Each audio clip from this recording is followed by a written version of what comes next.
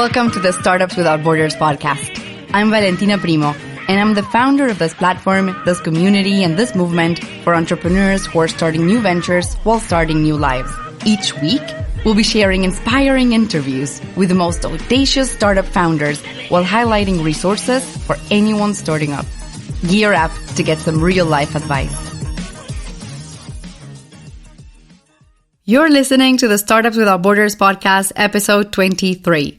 Today, we speak to a tech wonder woman democratizing capital in the Nordics. Nora Bavey is a general partner at Unconventional Ventures, a VC fund investing in startups created by underrepresented founders. Having moved from Iran to Sweden at an early age, Nora has made it her mission to improve the possibilities for underrepresented groups to access technology, entrepreneurship, and capital. She's also the founder of Unitech and has won several awards, including the Nordic Women in Tech Awards Role Model 2020. In this episode, Nora recalls her early days as the entrepreneurial whisperer and shares 5 key things every entrepreneur should know before approaching a VC. Hi, Nora. Thank you so much for joining the Startups Without Borders podcast. How are you? I'm good. Thank you so much for having me. It's a pleasure for us. We're super excited to hear from you, to give us the little bit of tips from the VC world, from the investor world. But before we get there, I wanted to really get into your story. I mean, you left Iran and your journey towards Sweden went through so many ups and downs, so many stages. Can you tell us a little bit about it? Sure. I mean, I think we were the first big generation that left during the 80s. So it looked a lot different than it does now. Not that it's easier today, but we went through many different paths, went through Turkey, on our way to Germany. And as you remember, Germany was divided. So we needed to go from one side of Germany to the other side of Germany. And we were actually headed to the US because my dad had colleagues who were waiting on him in the US. But we got caught by the police in Denmark.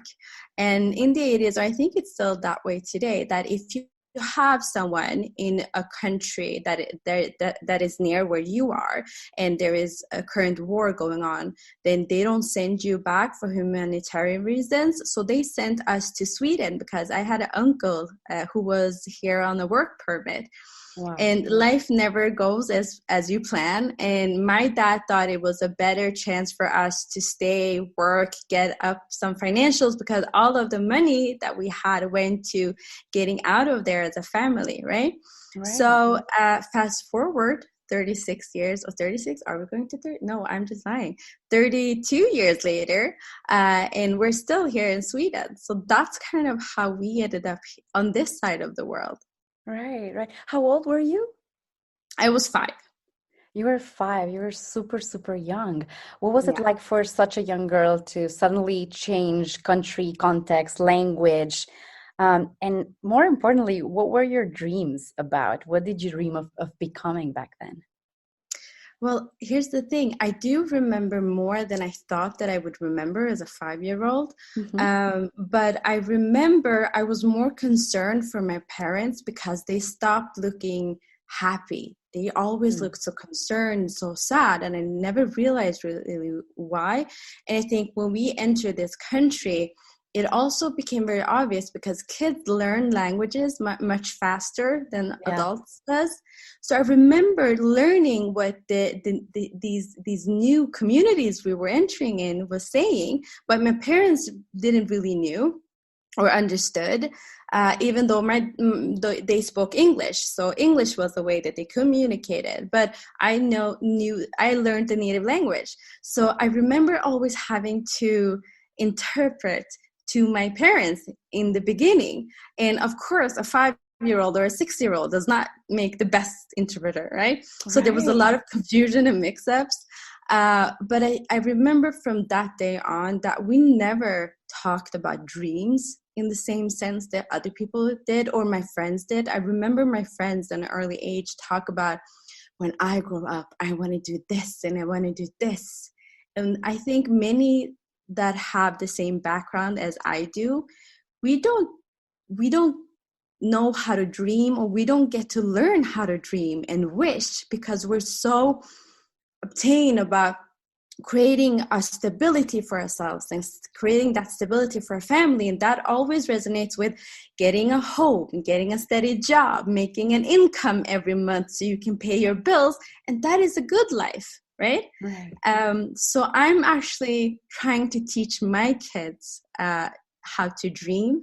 And I think, like I said, we are many who share the same stories, and I hope that by being more representative in having these on these amazing platforms, that maybe this generation and maybe a little bit younger can also learn how to dream, or at least be able to know that you can dream and there are things to achieve that is endless.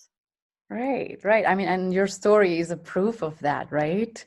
I wanted to know, when did you get that spark, that entrepreneurial spark, that first idea, that first moment when you launched into being an entrepreneur, into business?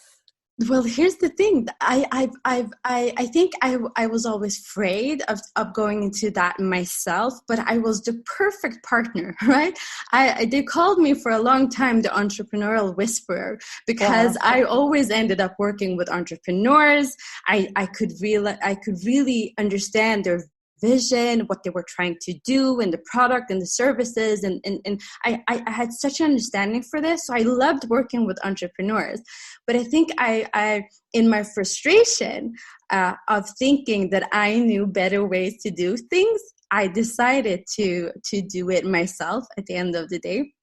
So I remember how I knew that this was the right way, because I just felt with every bit of my core that I knew how to achieve what I wanted to achieve. And that was kind of the fuel that lit up the fire. And I've been going since then, listening to my intuition. Wow. What was it like? What was that first business like? Well, my first business was a brand experience agency where we worked with a lot with digital branding and product launches within tech.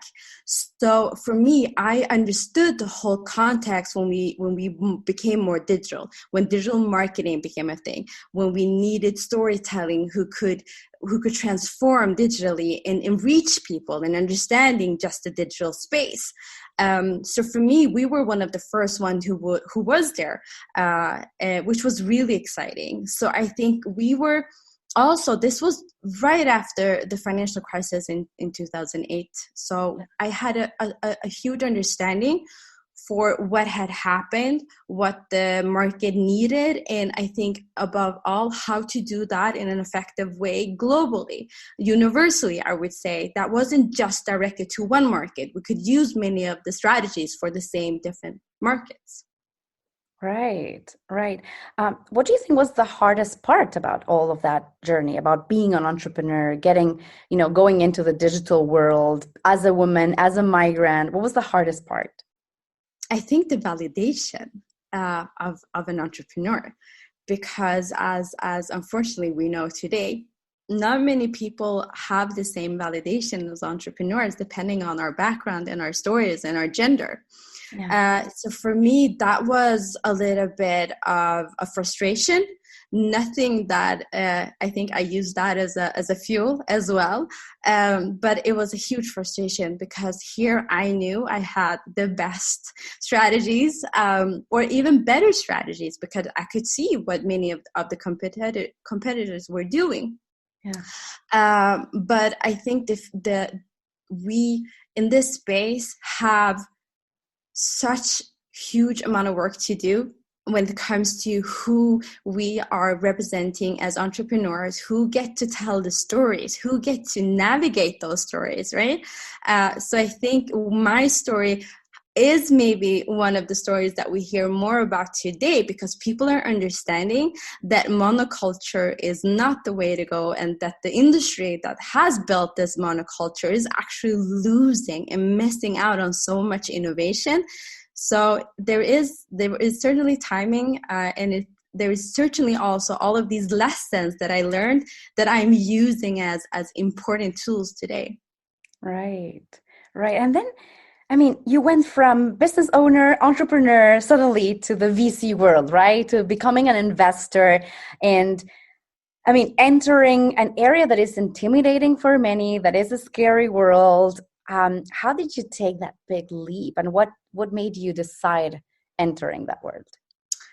Well, actually, the reason why I became my last venture as a tech entrepreneur was actually an ed tech, trying to democratize and create more access for underrepresented or underserved communities. So for me, I had this mission, and I was very mission driven in this. So I realized the best way to do this is actually to have stronger and better access to capital, and make sure that capital gets deployed among these communities and among these amazing founders. So I was so mission driven that I never realized maybe just how big of a leap that was. Yeah. But at the same time, I think what we do talk about a lot is that it is not imposter syndrome that many of us feels, because we're actually entering spaces where people and structures have made it impossible for people like us to enter these spaces. Yeah. So I truly take great honor of making sure that what I learn, I pass on to others. Where I enter, I hold doors open for others. So I think the fear of also, if I'm not doing this, then who? The fear of waiting too long. And I think it's a privilege actually for people to talk about the next generation, because that only means that you're not affected from this generation, right? And I've seen all of the ways we've been affected in this generation. So that's why I had the confidence of entering that space. But what I also learned is that at the end of the day, what VCs are out to do is find the best entrepreneurs and the best businesses, and they're betting on the future. Now, I've been part of that industry for the last 10 years, and I know that I'm looking in spaces where no one else is looking. I am validating entrepreneurs in a way that none are doing, and I'm creating access to entrepreneurs who are really needed in the space of building the future and sustainability. So therefore, those things are giving me lots of confidence. Right. You recently spoke at the Startups Without Borders Summit, and you mentioned that you became the entrepreneur that you needed. Sorry, the investor that you needed. What was that investor like? What was the investor that you needed? I needed someone who understood my background and did not see it as a risk, instead saw it as an opportunity. That the amount of obstacles that I had overcome without access to capital, without access to networks, I was a great bet, because all I needed then was the small catalytic capital, right?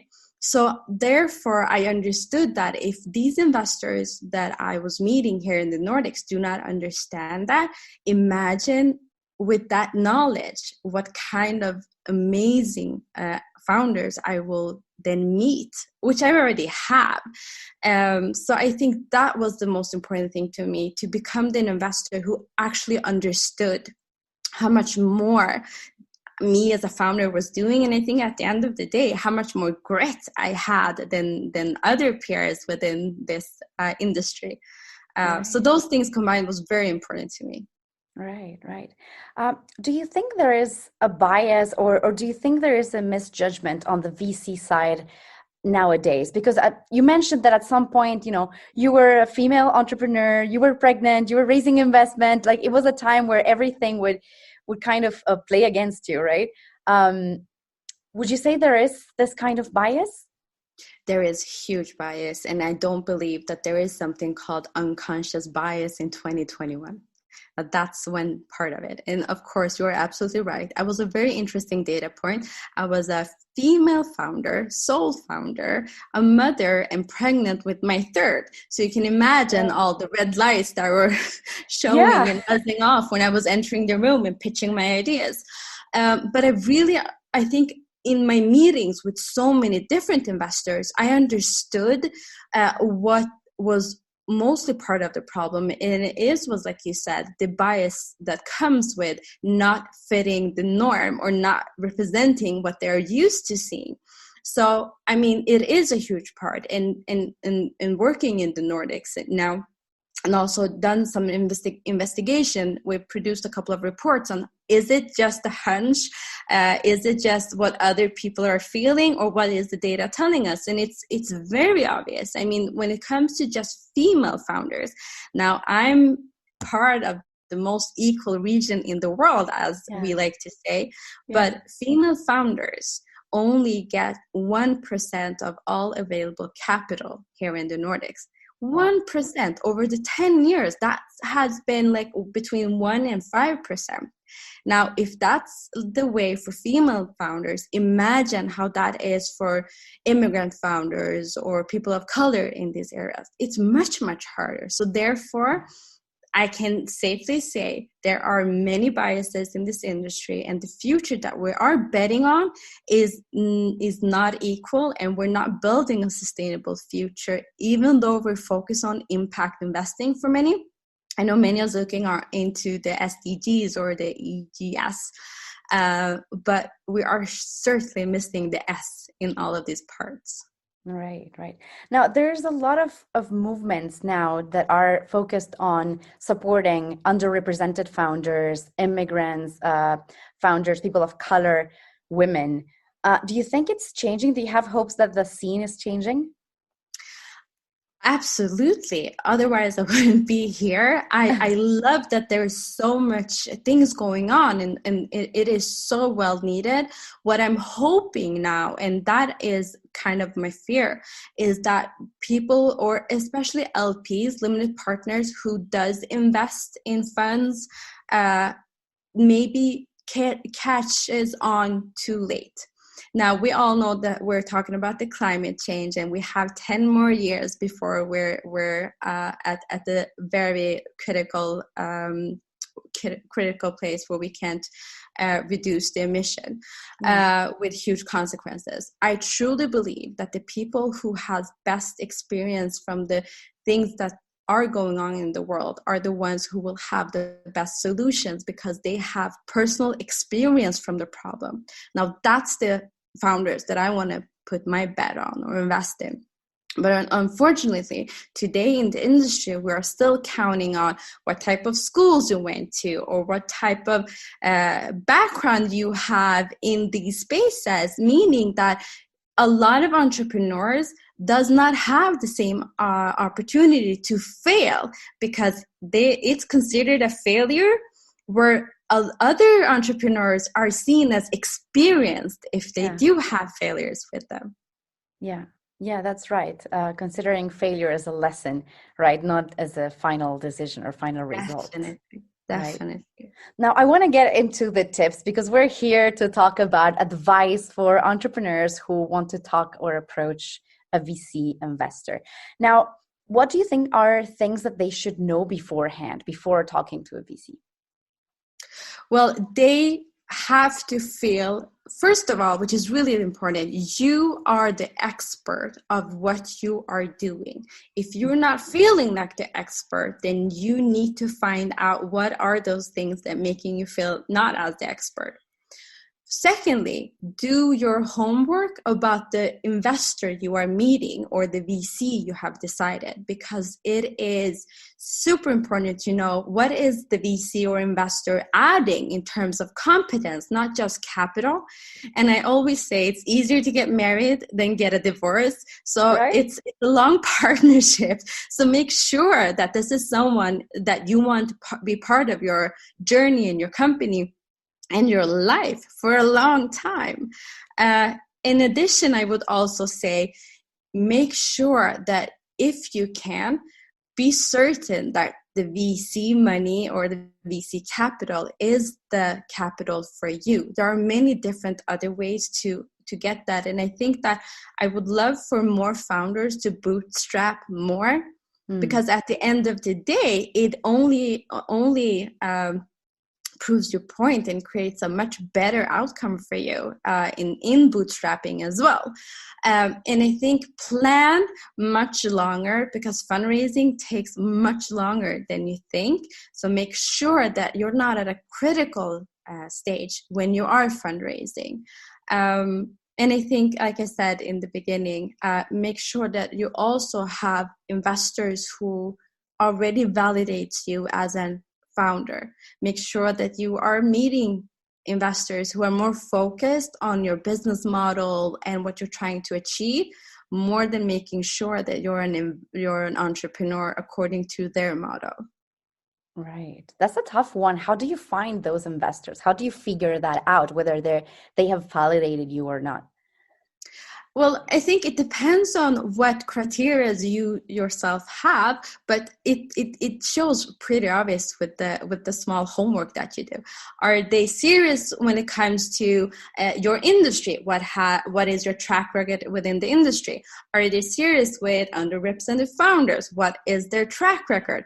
Don't just look at the investments that they've made. Look at the team. Who is part of the partnership team? Who are the decision makers? Because if they're serious about diversity inclusion, or they're serious about diversity beyond gender, even though just gender, are there any female partners? How much say do they have? Those things gives you a lot of context, I think. Right. What are the other tips of advice that you have for those entrepreneurs who are still hesitant about it? Well, I would say don't be afraid of no. No. Get used to no, and just realize that a no is not no, not right now. It's just that it's a no, not from me, right? So it's a redirection.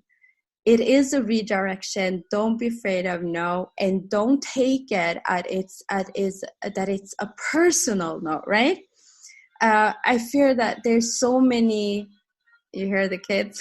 Well, that's what it looks like to be a mother. In the working from home scenarios, yes. Exactly. No, I feel like there's so many entrepreneurs, amazing entrepreneurs, who have betted on that one VC, thinking that they will change their world, when they are the ones changing the world, and the investor is just if it's the right one or it's not, right? So as a founder, make sure that you are looking into how many options you have. And if you can find more options, find entrepreneurs who have done it, or of their story, and reach out to them, because I know they'll be more than happy to help or guide and support.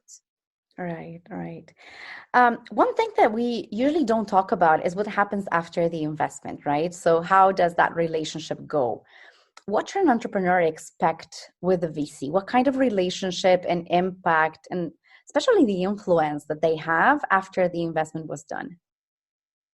I think just going back to earlier, that when you are in the midst of the conversation, and particularly when you're at the due diligence stage, make sure what is expected, and if you have any concerns or demands at the same time, make sure to state those there, because I see a lot of investors take big chunks, big percentage ownership of companies without actually getting more than money.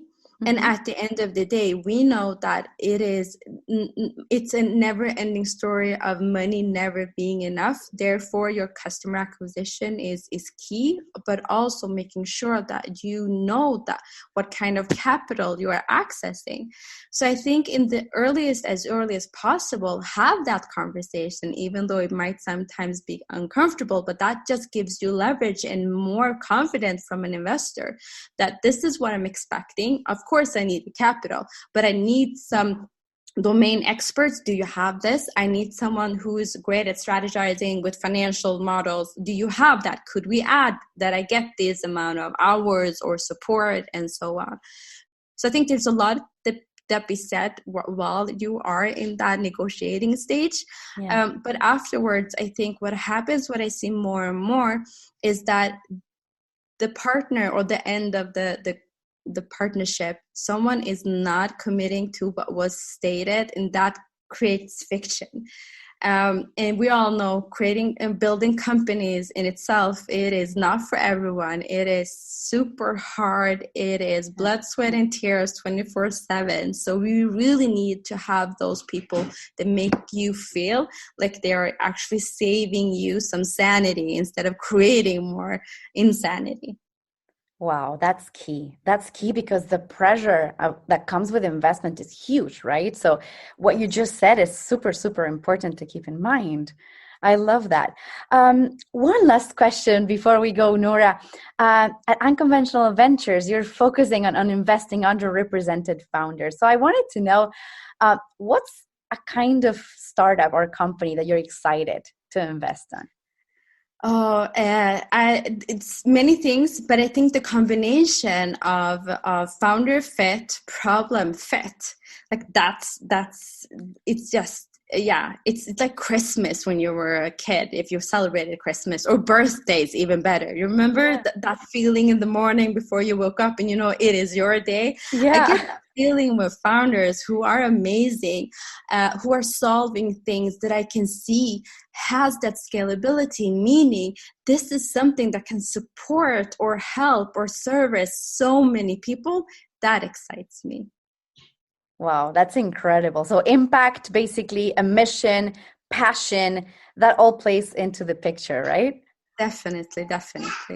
Great. Thank you so, so much, Nora. It was such a pleasure to hear your thoughts, to hear your story, especially. Thank you so much, Valentina, for having me. And I am so incredibly happy to be part of this. And I truly hope that at the end of the day that we will have 100 more companies that we invested in. So I look forward to returning and having maybe a catch up in a year and then see what was our own impact, because that is equally important as the impact that we're investing in. Definitely. That's super exciting to hear, which, by the way, it reminds me, you've just launched an accelerator, right? How can people apply? Yes, please. We're so excited. It's the first ever Nordic digital accelerator, and we're actually opening up spaces for beyond the Nordics because we've been getting so many requests. So please go into unconventional.vc accelerator and apply. And if you're having a hard time apply, reach out to me and I'll make sure that you get the information that you need.